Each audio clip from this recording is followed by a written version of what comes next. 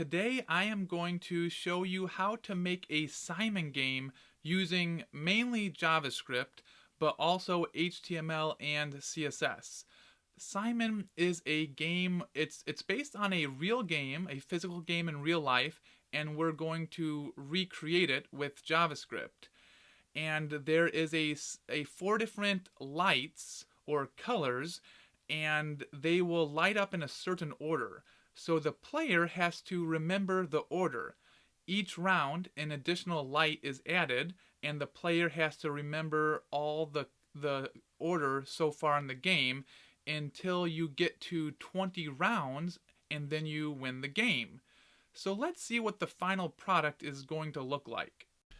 So here's how the Simon game works. There are this power button, the strict button, and the start button. So this is supposed to simulate a physical Simon toy game, and the physical Simon toy game has a power switch. So that's what this checkbox turns the game on. You can see when I click the power button, you can see right in this count square, this red line appears to indicate that the game is on. And then the strict mode means that if you get one wrong answer, you lose the whole game. So if strict mode is on, you get one wrong answer and the whole game is lost. With strict mode off, if you get a wrong answer, you can start from where you left off. So let me show you an example how it works. This is a memory matching game, so you have to remember the order of the colors. Let's do this. If I press start,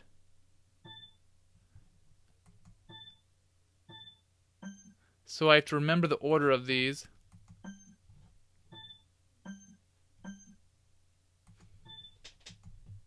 Oh, I got it wrong. So since I got it wrong, it starts from where I left off. So let's do this again. You will notice that for every round, the count goes up by 1.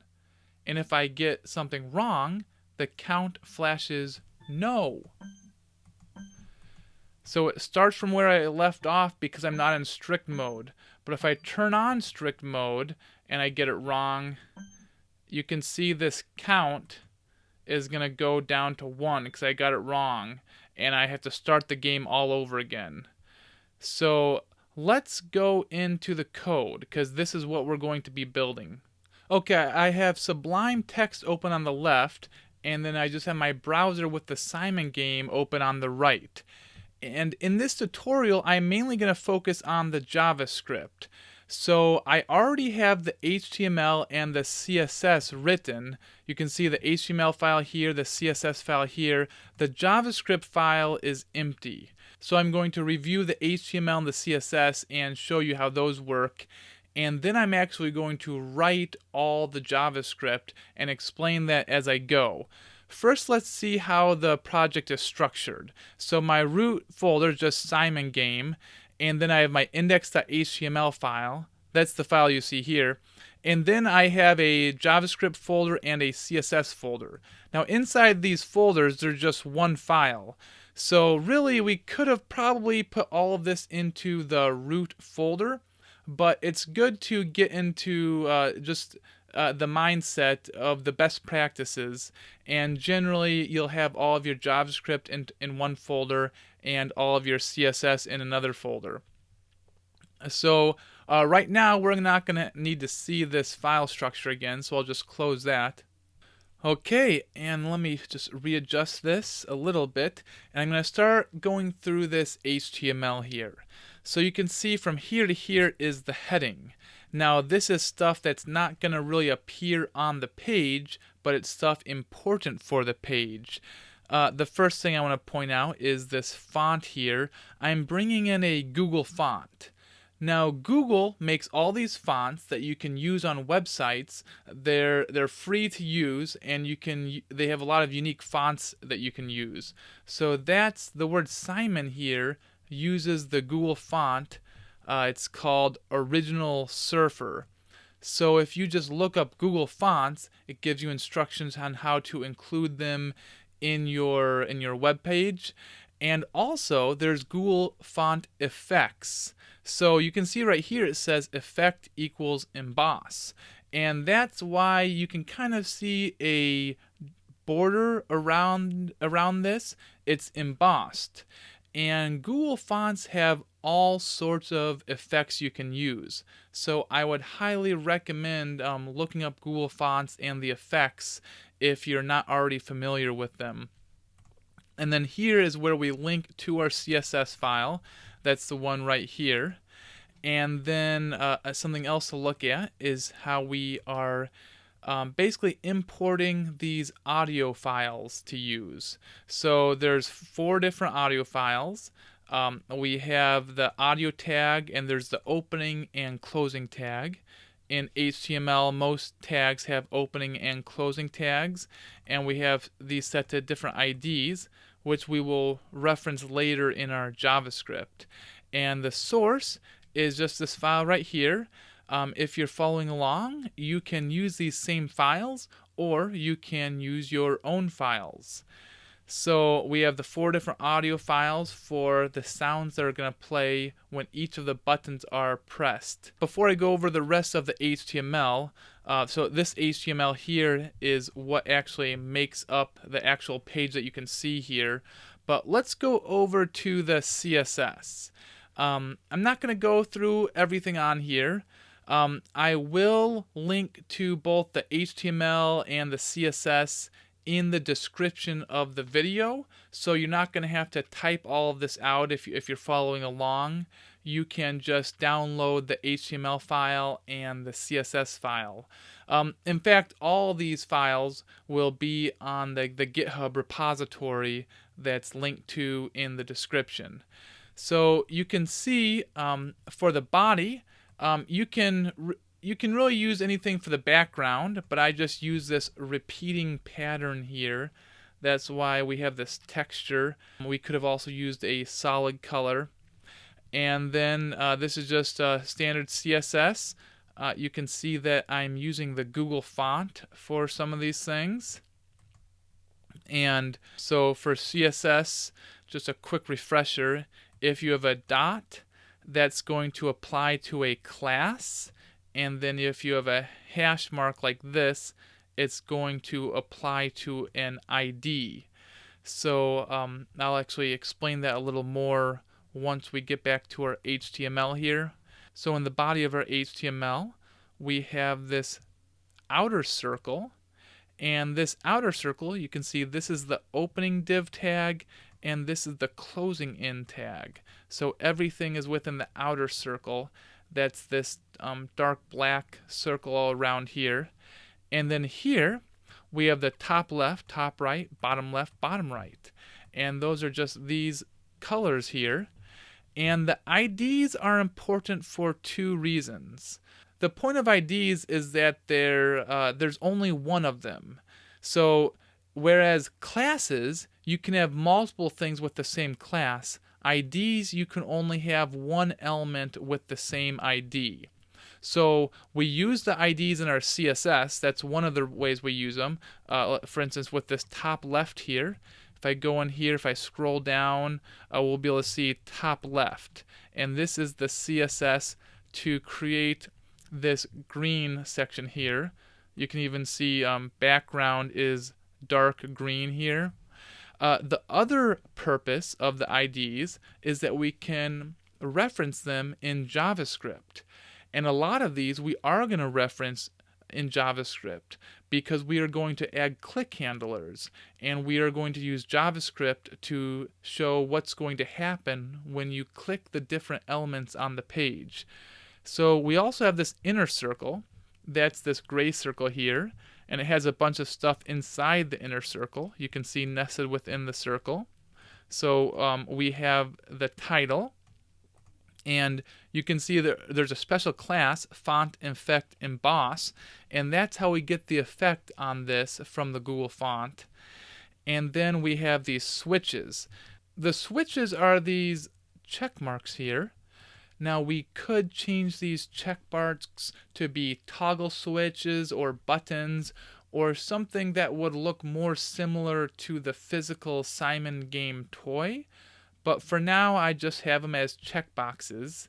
Like we have the power button, the strict button, and then we also have the start button. So if you want to improve upon this project, one idea would be to style these a little more to look like actual buttons or toggles or switches. You could do that using CSS or maybe even use some JavaScript for that. So we have these three buttons here, and then we just have the labels, power and strict. Now turn, that's this box here that's going to tell what turn we're on when we're playing the game. And that's pretty much everything here. The last thing I want to show you in the HTML is this script tag that links to our JavaScript file. And you'll see it's at the very end. Now the CSS is up here at the top. We link to the CSS file, but we link to the JavaScript file at the end. Some people do link to JavaScript files at the beginning, just like the CSS file, but it's really best practice to link to the JavaScript at the end. And that is because we want to make sure all of the HTML is loaded before we load the JavaScript, because the JavaScript is going to reference some of the items in the HTML. And so if the JavaScript loaded too quickly before the HTML was loaded, it could create some problems. Okay, it's time to get to the good stuff, the JavaScript. So hopefully you're following along and actually typing this all out yourself. That's how you're really going to learn. I mean, you can just watch and just try to learn just from observing, but if you actually type this out yourself and follow along, it's going to help you understand the concepts a lot more, and you can try out different things. So like I said, you can just download the CSS and the HTML from the links in the description, but the JavaScript, it would be nice if you typed it out with me. So first, we are going to just type out some of the variables we're going to use. So I'm going to declare our first variable with let order equal, and then I'm going to put an empty array here. These two brackets, that's how we're going to set this variable named order to this array. Now, JavaScript, you're usually going to end all your lines with a semicolon. Let is a way to initialize a variable. There's three different ways to initialize a variable. We have let, we have var, and then there's const. And var, I'm just going to do a brief overview of what the different things are. Var will apply to the scope of your entire program. Let will be a little more of a limited scope and only apply to where it was defined. And const stands for constant, and constants cannot be changed. So once you set a variable with const, you can't set it to something else later. So most people say you should only use let and const, and you should never use var. So we're just going to use let here. So order, this is a variable that's going to keep track of the order of the lights and how they're going to flash. We're also going to have let player order. Now this is going to be the order that the player is pressing the lights in. And let flash, this is going to be basically an integer. Now with JavaScript, you don't set the types of the variables, but generally you do keep them at one type for the most part. And this is just going to be the number of flashes that have appeared in the game. We're also going to have let turn to keep track of what turn we're on. Let good, and this is going to be a Boolean, true or false, whether the player is doing well or not. If the player has hit all the right colors, or if the player has not hit all the right colors. And let comp turn also is going to be a Boolean, true or false. It's going to keep track of whether it's the computer's turn or the player's turn. We're also going to have let interval ID. I'm going to explain that one a little later. Then let strict is going to keep track of if the strict button has been, the check mark has been checked. It's going to start at false because it's going to start unchecked. Let noise equals true if we're playing noise. This will make more sense later in the program. Let on equals false, and that's if the program has been turned on, the power button here, and it's going to start turned off. And then let win, this is just going to say if the player has won the game or not. So now we're going to use some consts. We have to have a way to get some of our HTML elements to reference them in JavaScript. So that's what we're going to do here. We're going to reference some of our HTML elements in JavaScript. I'm going to show you how to do that. We're going to have the turn counter. Now the turn counter is this right here, and we want to reference that in JavaScript. So I'm going to use this document.querySelector, and then I'm going to pass in I'm going to pass in a CSS selector. So I'm going to just type in turn here. So when I do document.querySelector, I can pass in any CSS selector, and this hashtag turn means an element with the ID of turn. So if I go into my HTML, you'll see it right here. We have an ID of turn. So now we've actually taken that HTML element and put it into this variable, turn counter. And now we can use our JavaScript to manipulate that. We're going to do that a few more times. Const top left equals document.query selector, and then this time it will just be top left, and then we'll just kind of speed this up a little bit. Okay, you can see now I have a variable for all the elements we're going to reference. The top left, top right, bottom left, bottom right, the strict button, the on button, and the start button. These are all the elements that you can interact with. Besides the turn counter, you can't interact with the turn counter, but all these other elements we can interact with, and we're going to use JavaScript for the interaction. So we just use the CSS selectors for each of those elements, like top left. You can see here ID of top left, and then we got all these elements into variables, and since they're always going to stay the same, we were able to use const. So now that we have the variables set up, we can start writing the code that's going to allow us to interact with the game and play the game. So how I'm going to organize this is I'm going to write the program in the order that you would play the game. So first of all, you're going to interact with these buttons here, like the power button, the strict button, and the start button. So I'm just going to start, we'll just start with the strict button for now. So I'm going to reference the strict button. Now this is the variable we just made up here, and I'm going to add event listener. And so if we add an event listener, it's going to be listening for some event on that element.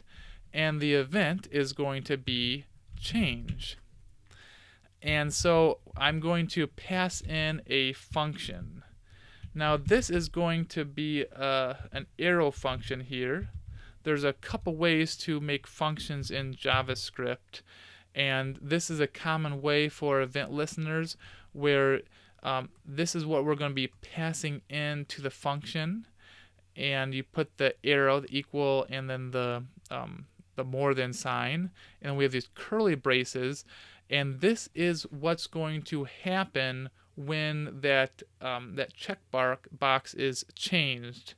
So I'm going to put if strict.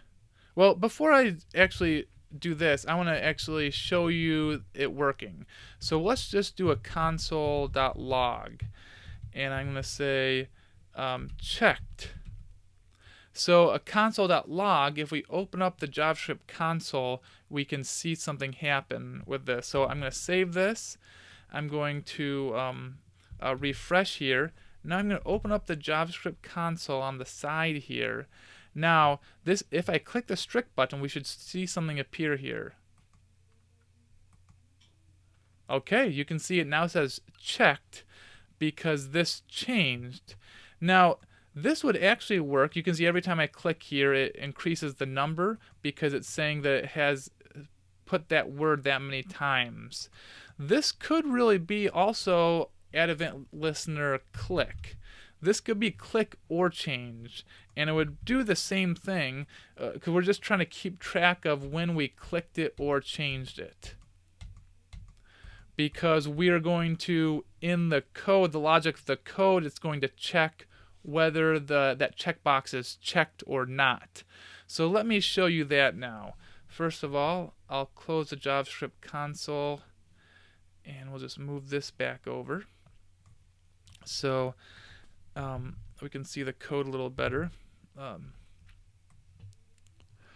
So what I'm going to do here is say if strict button dot checked equals true. So that's a way that we can see if this is checked. Now dot checked is only going to be something we can use if we're dealing with a checkbox. But since strict button is a checkbox, we can see if it's checked as true, or if it's not checked, it will be false. Then we can do something. So if it's checked, if it's true, we're going to set strict to equal true. Else, we are going to set strict to equal false. So this is just a standard if-else statement.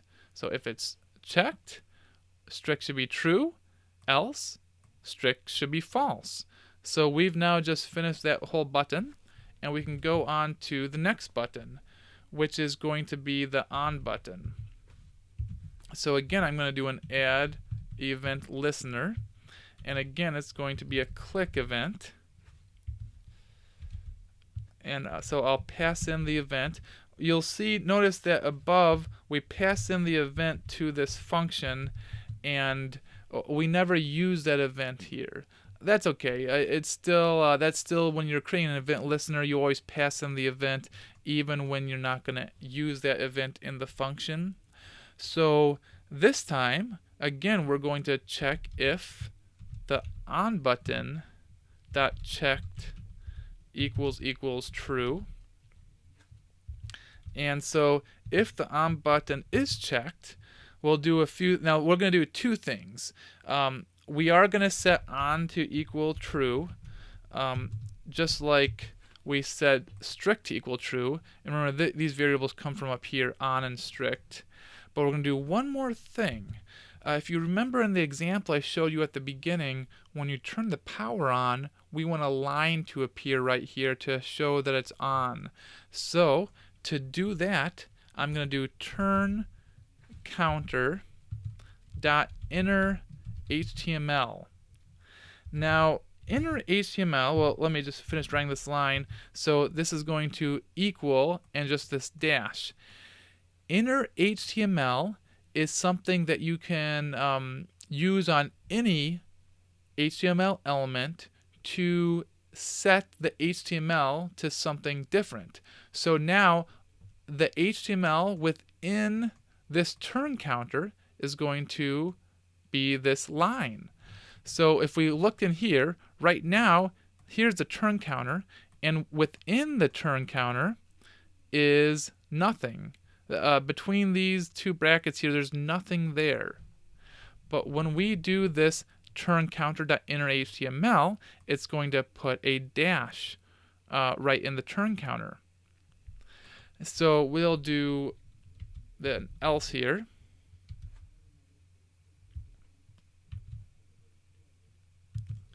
We're going to do on equals false, and then turn counter dot inner HTML equals, and we're going to set it back to nothing. So let's just see if this works now. I'll save that, refresh, and if I turn the power on, you'll now see this line appear when I check it and uncheck it. So this is starting to have at least some functionality. We're going to do a few more things in the else here. I want to make sure it's higher so it's easier to see. So we're going to do a few more things when you turn this off. So we're going to clear the color. So this is a function. This is how you call a function in JavaScript. I still need to define this function. But let's say you're playing the game and one of the colors lit up. When you turn the power off, all the colors should all the lights should go off, or the colors that are a lighter color should go back to the darker color. And then the other thing we're going to do is to clear an interval. Now I'm going to be talking more about what this is more later when I define the interval, but I'll just put it here now and we're going to come back to that. You can see we passed in this interval ID. So just keep this in mind. We're going to come back to that later. I'm going to explain that. So we have the on button done. The final thing is the start button. So just like before, we're going to do an add event listener, and it's going to be a click event listener. And we're going to do a function, an anonymous function in here. It's an arrow function.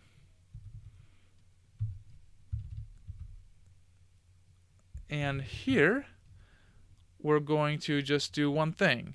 If this is the start button, and it should only do something if the game is on. So if on, or there's been a win, we are going to play. So let me go through this. If on, this is just a shorthand way of saying if on equals true, or when equals true, then call the play function, which we're going to get to in a minute here. It'll play the game. So you click the start button, and we're going to play the game. So that's what we're going to do now, is define the play function. So this is how. So this is one way to define a function. This is called an arrow function that was introduced in ES6. There's another way to define a function. A more common way is like this. I'm going to use the function keyword, function play, and I'm going to. So this is the name of the function. This is anything we're going to pass in to the function. Which is going to be nothing in this case, and then the whole function is going to take place within these curly braces here. So first of all, I'm going to go up and actually add some semicolons to these here. And when you first try to play the game, the first thing we want to do is reset variables. Now if it's the first time you've played the game, the variables will already be reset. But if you're playing again, we just want to make sure the variables have been reset. So let's see, we're going to set win to equal false because you're starting the game, you haven't won yet. Order is going to equal an empty array. We're going to fill that in a second here. The player order, again, is going to equal an empty array. The flash is going to equal 0. There's been 0 flashes. Interval ID equals 0. Let me scroll a little bit here. Turn equals 1. Turn counter dot inner HTML equals 1. So this count is going to go to 1 as soon as you press start, because we're on the first round of the game. What else we're going to have? Good equals true. That means the player hasn't hit anything incorrect yet. And now we are going to use a for loop to fill up this order. So we need to randomly fill up this order of this array here. So we have 4 different quadrants. So we're going to fill up this array with a random series of numbers to indicate the order that these are going to light up in the game. So this is how we're going to do the for loop. For var, so when you have a for loop, you pass in 3 different things. You initialize a variable, I equals 0. We're going to loop until I is, or we are going to loop while I is less than 20. And then at the end of the loop, we're going to increment I. So it's going to go through this loop 20 times. Because in this game you have to do 20 rounds before you win the game. So this is how we're going to fill the array. Order.push math.floor math.random times 4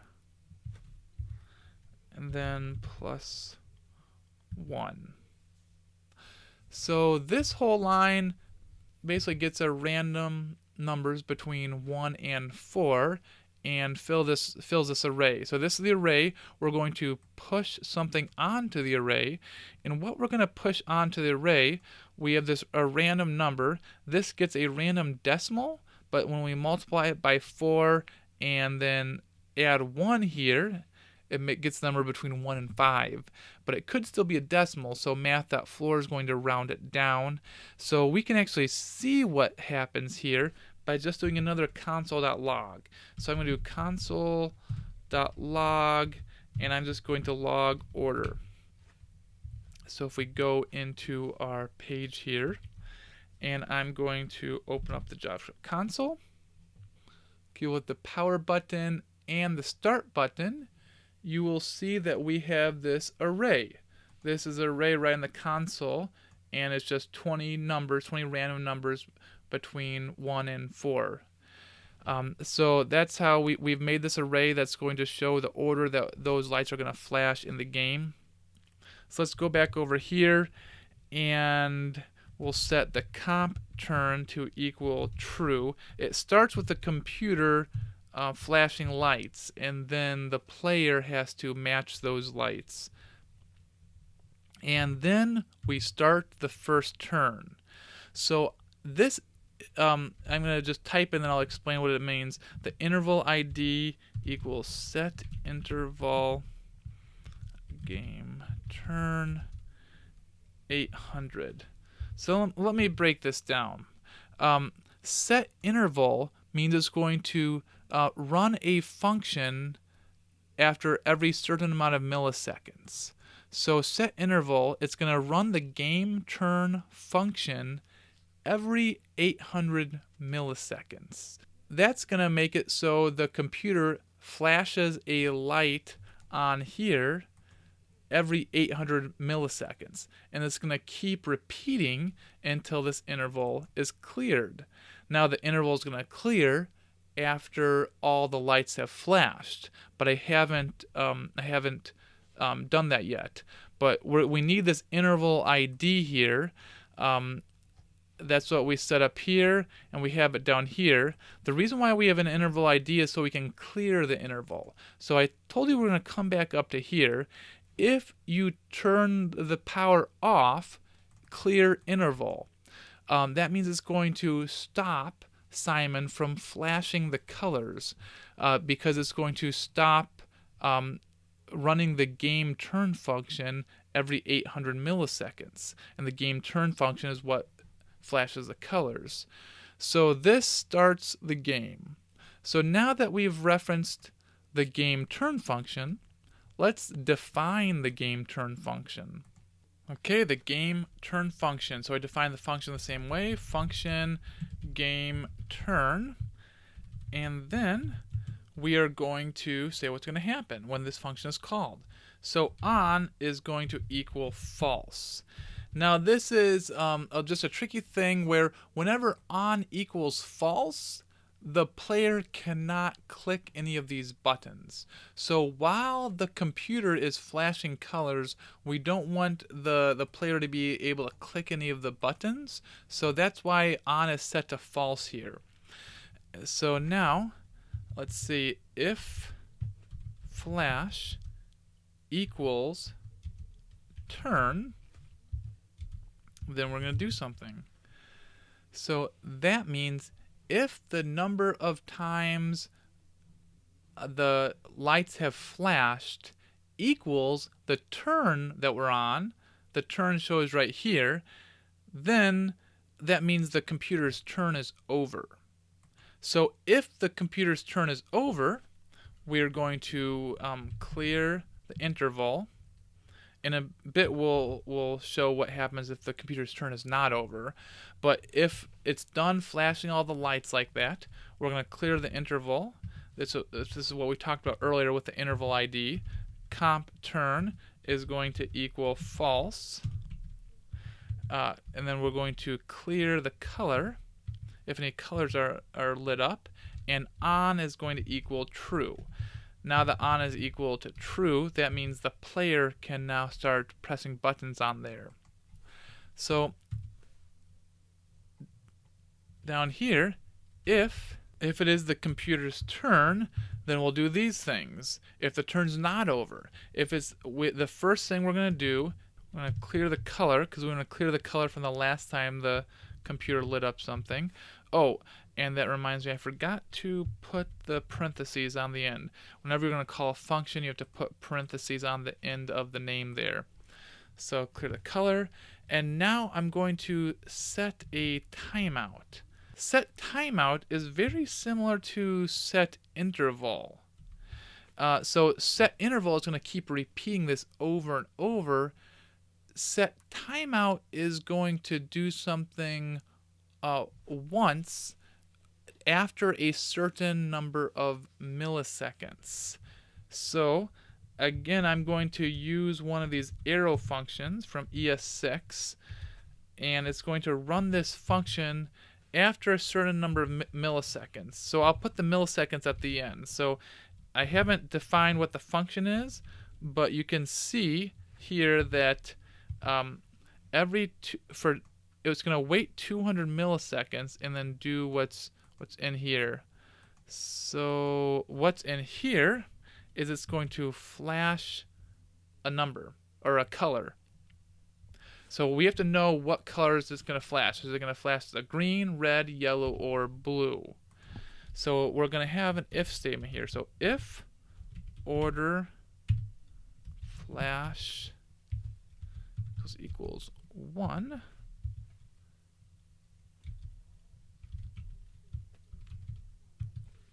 okay, let me explain this line here. So remember, order is an array, and so flash is the number of times we've flashed a color, and flash starts at 0, and so 0 is the first item in the array. So if the first item in the array is 1, and remember this array is an array of random numbers 1, 2, 3, 4. So if the first item is 1, we're going to run the 1 function, which we have to define later. That's going to flash the green right here. And I'm just going to copy this line, and we're going to do it 3 more times. Another thing is, normally with an if statement here, you're going to put in these parentheses what the condition is. And then you're going to have a curly brackets, and you're going to run the things in the curly brackets if the condition is true. But you can also skip the curly brackets and just put the thing to run if the condition is true right after the parentheses. So inside the parentheses is the condition, and then right afterwards is the function you're going to run if this condition is true. So this is going to be 2, 3, 4, and these are going to be functions 2, 3, 4. So it's going to run the function depending on what the number is. And then the last thing that has to happen is the flash has to be incremented. So it started at 0, but it's going to go up 1 every time the computer flashes. This happens after 200 milliseconds. Because of this set interval up here, a light is going to flash every 800 milliseconds. But since we have this 200 milliseconds here, that means it's going to stop flashing for 200 milliseconds, and it's going to flash again to the end of the 800 milliseconds. Well, I can demonstrate it by just making these functions here, the 1, 2, 3, 4 functions, and we can actually run this and see what happens. So I'm going to make the function 1, and we're not going to pass in things to any of these functions. That's why this is always empty here. And now we're going to say if noise. And so if it should make a noise, then it will make a noise. Remember, we had these sounds here in our HTML, and now we're going to use them in our JavaScript. So var audio equals document dot get element by ID clip 1. So this get element by ID is pretty much, it's very similar to the query selector, but query selector, you can use any CSS selector, and get element by ID, you just put an ID in here. But since we already know it's an ID, we don't have to put a hash mark. Now I could have put query selector and then put hash mark clip 1, but I just wanted to show you a different way you could do this. Now this ID clip 1 is right here. If we go back to our HTML, clip 1 here, so we're now getting this sound effect. And on the next line, we are going to play it by doing audio.play. Now, we could have put this at the top, but I decided to do it this way, where it's right in here instead of up here with the rest. And actually, I'm going to make one more change really quick. Instead of var, this will be a let. I already told you that we don't really use var anymore. It's going to play the sound. I'm going to set the noise to equal true, just in case it was set to false. Now you'll understand more of this noise thing later when I show you when the noise is set to false. And then top left dot style dot background color equals light green. Okay, let me break this down for you. So top left is this thing right here that we got with the query selector. Style means we're going to change the CSS style. You can change CSS using JavaScript. And we're going to change the background color element. Right now, background color is green, but we're going to set it to light green. If I go into my style and I find top left, actually the background is dark green, and then I set the background color to be light green. So we have this thing here for what happens when you click the 1. Now it's going to be pretty similar for 2, 3, and 4. So I'm just going to copy this, and that's going to be 2, 3, 4. So I'm going to change this to 2, and this is clip 2, and the color is going to be tomato. Now, just so you know, I could be using hex codes or some other way to indicate a color, but HTML has a set of keywords that you can use to specify certain colors. So tomato is a keyword to signify a specific color in HTML that you will see soon when I do the example. So this is going to be 3, and set that to 3, 4, set that to 4. This color is going to be yellow. And then this color is going to be light sky blue. Okay, I think we have enough code here to do an example. So let me save that. I'll refresh here, and if I press start, okay, it's not working. Let's check the console. Clear color is not defined. Oh yeah, so I just spelled this wrong. So let's see, clear color, and then I'll refresh. Now let's try, see if I get any clear. Okay, it's still, I spelled it wrong, but then another problem is that I actually never defined that function. So let's do that right now. I'm going to go down here, clear color. Oh, I had to put the word function. So function clear color. I'm going to use a line very similar to this, where it says top left.style.background color equals light green.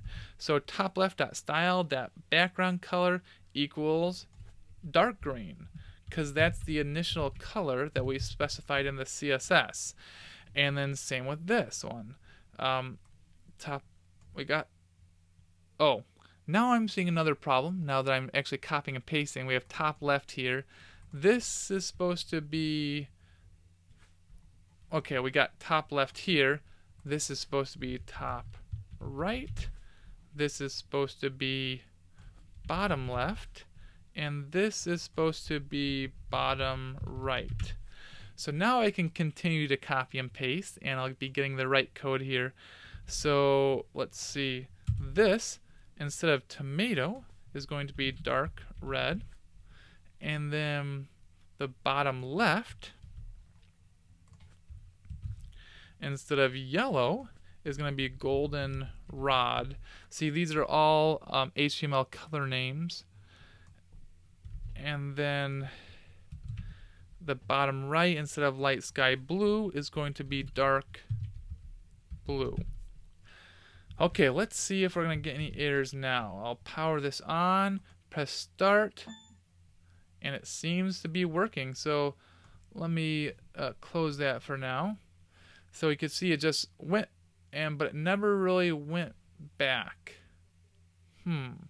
So let's see if we've done something wrong. I was expecting the color to turn off at some point.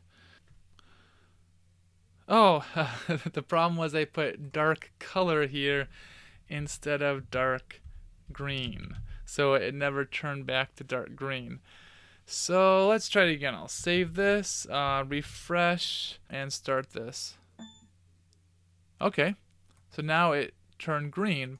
But now I can't click it though. So I'm trying to click here to show that I know that this just lit up, but that's not working because we haven't programmed that yet. So that's the next thing we're going to program.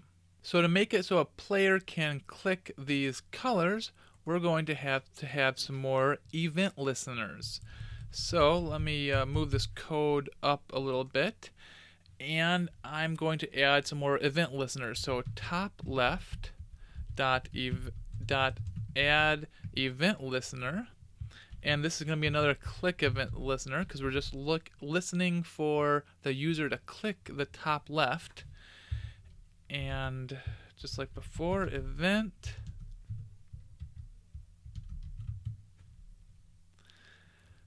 so now we're going to check if it's on. We only want a user to be able to click there if the program is on. So if it is on, we'll do a few things. The player order dot push 1. Remember, player order is an array of the sections that the player has clicked or pressed. So if the player pushes here, we're going to push 1 onto the player order array. Then we're going to check if the player was correct. This is going to be a function to check to see if the player was right. Now, whether or not the player was right, we're going to call the one function. Now, this is the same function that the computer called that just lights up that color. And now, if the player has not won, if the player has not won yet, then we're going to set the timeout. And we're going to clear the color.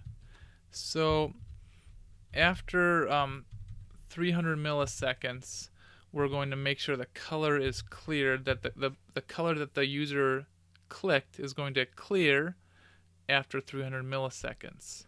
Let's actually test this out, but I'm going to comment out this checking if they've won because we haven't made that function yet. So let me refresh here.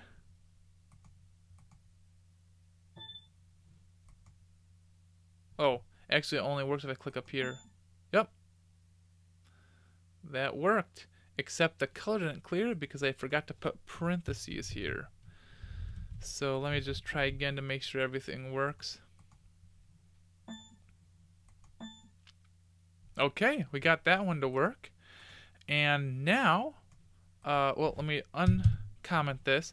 I'm just going to do some copying and pasting because we're going to do this for every corner. So we got top left. Now I'm going to do top right. And for top right, we're going to push on the number 2. We're going to call the to function, but everything else will be the same. So now we have bottom left, bottom, push on a 3. This is going to be 3. Everything else is the same. Now we have bottom right, push on a 4, 4, and everything is the same. And now we just need our check function. These are all calling a check function, and this will be one of our more complicated functions. So let's get to it. Function check. And so we're going to check if it's correct. So if player order, in these brackets I'll put player order dot length -1. That just means the last thing that the player clicked. If the player order does not equal the real order at player order dot length -1, the last thing that the player clicked, then good equals false. So if they're not the same, good equals false. Remember, good is true if the player is getting everything correct, and good is false if the player has something incorrect. We'll just put that on through the next line so it's easier to read. And so now, if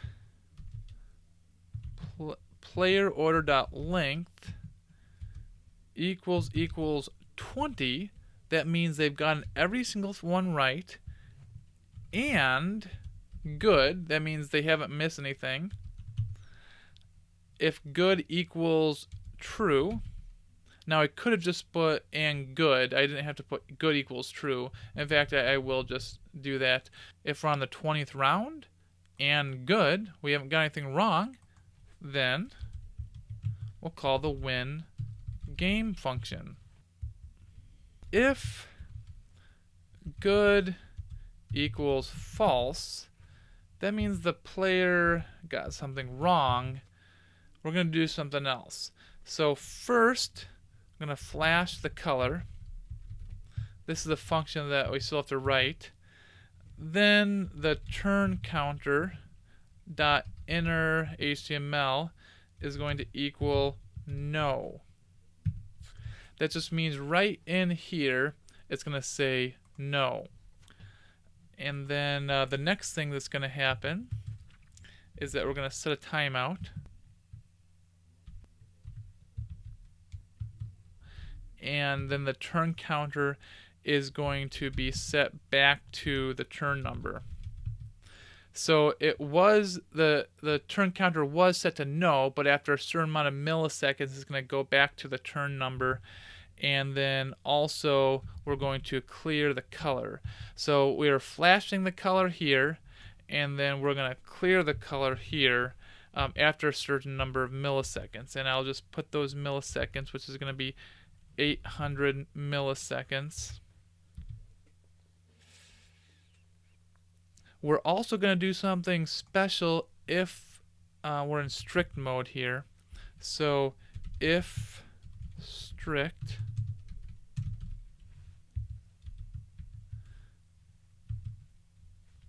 if we're in strict mode, I'm going to call the play function.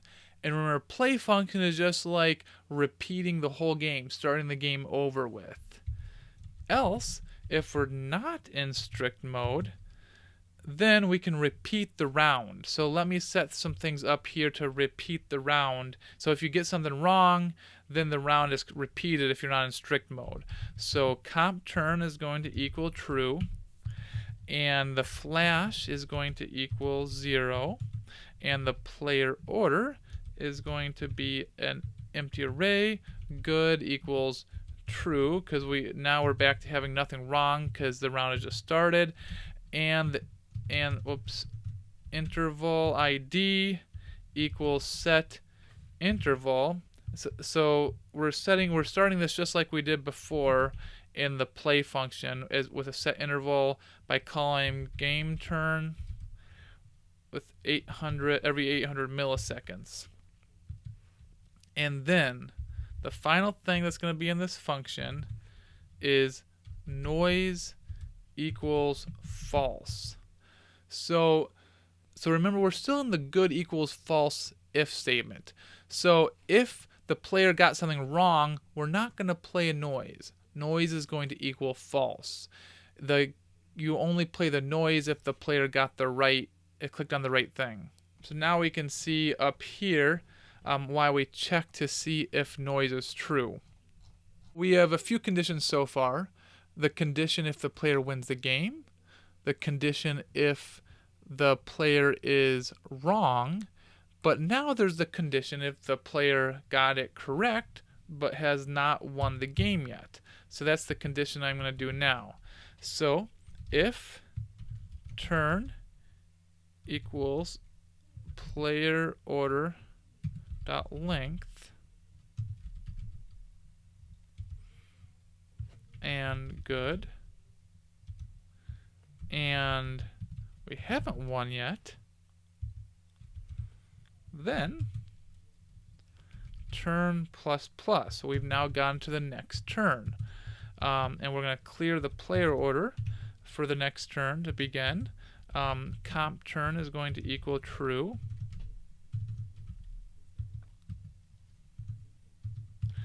Flash is going to equal 0.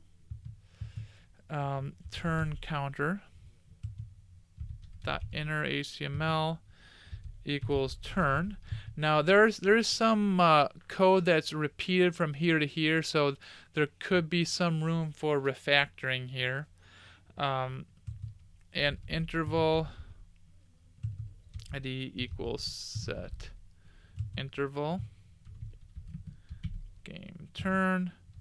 Yeah, again, this would be a prime place for some refactoring since we have some repeated code here.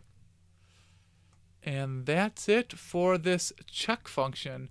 But within the check function, we reference two functions that haven't been created yet: the win game function and the flash color function. So let's do those now. First, the flash color function. It's going to be very similar to the check color function. So similar that I'm going to start by copying and pasting. So the flash color,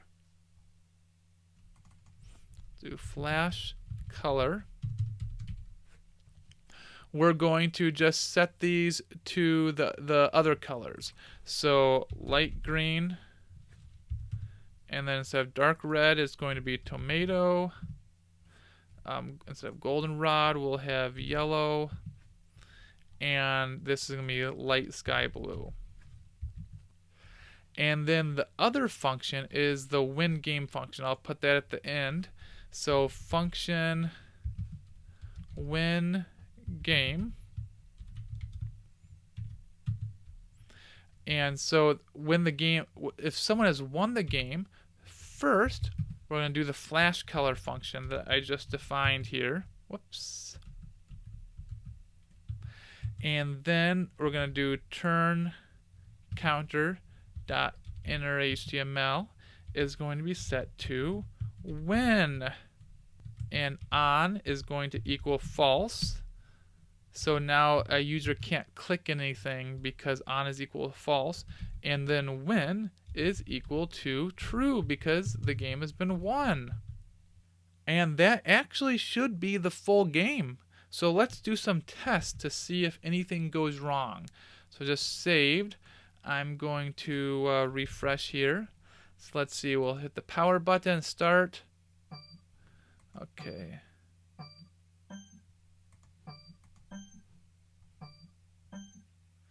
Okay, let's see what happens when you press the wrong thing. It says no, and then it goes back. Ooh, it was supposed to play this again, but it didn't. So let's see what went wrong. Okay, I have a spelling error right here. So this said sticked, it should say strict.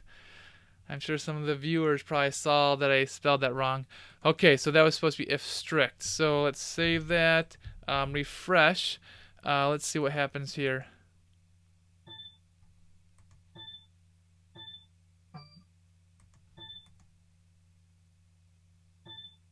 Okay, good. It replayed from where I lost. Now, if I should turn it on to strict mode, if I get something wrong, it should replay from the beginning. It should start a new game if I get something wrong. Yep, it went down to 1. It just started a new game. Now let's test what happens if we win.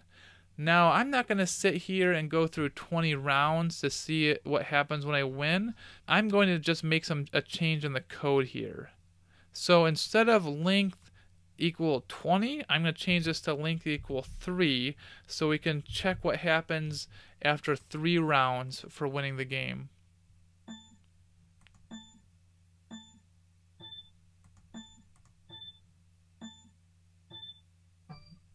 Here it comes. Yep. And see, all of them light up, and it says win right there. And so we should be able to start again by just pressing the start button. Yep.